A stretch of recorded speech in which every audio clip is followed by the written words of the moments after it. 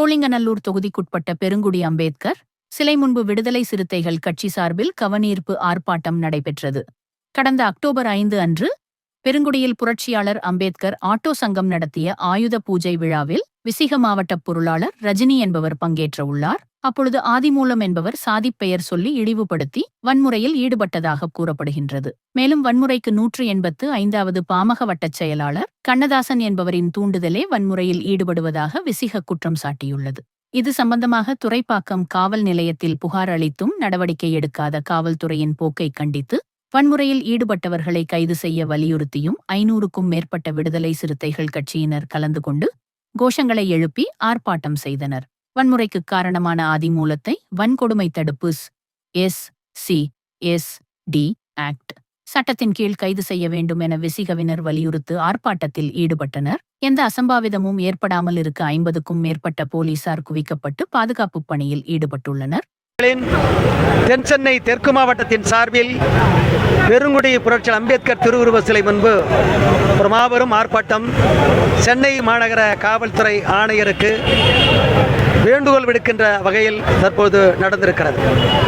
கடந்த அக்டோபர் 5ஆம் தேதி சென்னை பெருங்குடியைச் சார்ந்த அம்பேத்கர் ஆட்டோ ஓட்டுநர் சங்கத்தின் சார்பில் ஆயுத பூஜை விழாவின் போது மாவட்ட பொருளாளர் ரியல்மா ரஜினி அவர்கள் சிறப்பழைப்பாளராக பங்கேற்று அந்த பூஜை நடத்தி கொண்டிருக்கிற வேளையில் அங்கிருக்கிற சாதி இந்துக்கள் ஆதிமூலம் மற்றும் கண்ணதாசன் ஆகியோர் அத்துமீறி நுழைந்து சாதியை சொல்லி இழிவாக பேசி ஒரு அவதூறை தெளித்து வன்முறையில் ஈடுபட்டு பாலமுருகன் என்பவர் அடித்து நாமெல்லாம் வன்னியர் குல சத்திரியர் பரம்பரையை சார்ந்தவங்க, நாம் போயிட்டு ஒரு SC தலைமையில் நாம் சங்கத்தை நடத்துவதா, அவங்க இங்கே ஆயுத பூஜை நடத்துறதா, நம்மளுக்கெல்லாம் கேவலமாக இல்லை என்று சொல்லி ஒரு மிகப்பெரிய ஒரு வரம்பு மீறி வன்முறையில் ஈடுபட்ட ஆதிமூலம் கண்ணதாசன் ஆகியோரை கைது செய்திட வேண்டும் என்று சொல்லி அடுத்த நாளே அக்டோபர் 6ஆம் தேதியே துறைப்பாக்கம் காவல் நிலையத்தில் புகார் கொடுத்தோம். காவல் ஆய்வாளர் அந்த புகாரின் மீது CSR கொடுத்து வழக்கை பதிவு செய்து அந்த குற்ற எண் 438/2025 என்றவாறு வழக்கு பதிவு செய்யப்பட்டு மறுநாள் அந்த வழக்கு திரும்ப பெறப்பட்டிருக்கிறது. இது முழுக்க முழுக்க சாதி இந்துக்களுக்கு துணை போகின்ற நிலையில் காவல்துறை ஈடுபட்டதாக நாங்கள் கருதுகிறோம். எனவே சென்னை மாநகர காவல் ஆணையருக்கு விடுதலை சிறுத்தைகள் வேண்டுகோள் விடுத்து ஆதிமூலம் மற்றும் கண்ணதாசன் ஆகிய இருவரையும் வன்கொடுமைகள் தடுப்பு சட்டத்தில் கைது செய்ய வேண்டும். அந்த பகுதியில் பொது அமைதியாக இருந்து கொண்டிருக்கிறது.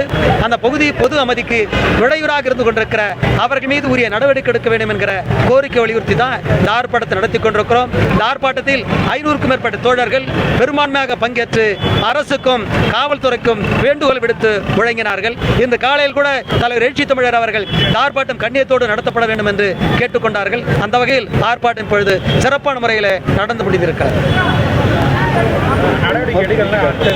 நடவடிக்கை எடுக்கவில்லை என்றால் தலைவரோடு கலந்தாய்வு செய்து சென்னை உயர்நீதிமன்றத்தில் வழக்கை தொடுத்து அவர்கள் மீது நடவடிக்கை எடுக்கிற ஒரு முயற்சியை நாங்கள் மேற்கொள்வோம்.